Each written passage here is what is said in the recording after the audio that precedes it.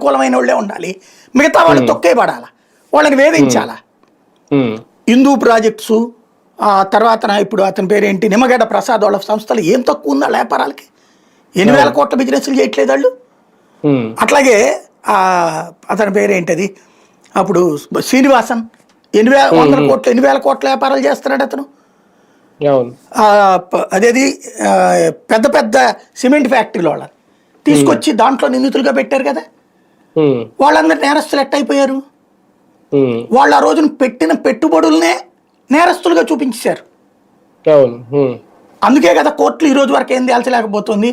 అదేమంటే జగన్ని మోడీ కాపాడుతున్నాడు అందుకని చెప్పాను దిక్కుమాలిన రాతలో సోషల్ మీడియాలో రాసుకోవడం తప్పించి నిరూపించడానికి ఎవరికేం అర్థం కావట్లేదు. అక్కడ పెట్టుబడి పెట్టినటువంటి వాడు జగన్ సంస్థల్లో వాడిని నేరస్తుడని ఎట్లా అంటారు, వాడే సాక్షట.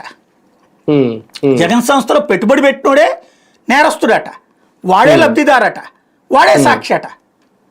ప్రపంచంలో ఇట్లాంటి వింత కేసులు ఎప్పుడన్నా ఉంటాయా? ఇప్పుడు సేమ్ ఏంటయ్యా అంటే వ్యాపారం చేసుకునేవాడు దోపిడీదారు, దోపిడీదారులు మంచోళ్ళు, అక్కడే నడుస్తోంది కదంతా. సార్ ఛార్జ్ షీట్ దాఖలు విషయంలో ఏమైనా టైం తీసుకునే అవకాశం ఉంటుందా, లేదంటే ఛార్జ్ షీట్ దాఖలు చేసే తర్వాత జగన్ పేరు అందులో యాడ్ చేసే ఛాన్సెస్ ఏమైనా ఉంటాయి? గతంలో ఇలాంటి ఏమైనా జరిగింది? ఛార్జ్ షీట్ చేశాక చెయ్యాలంటే చాలా తతంగా ఉంటుంది.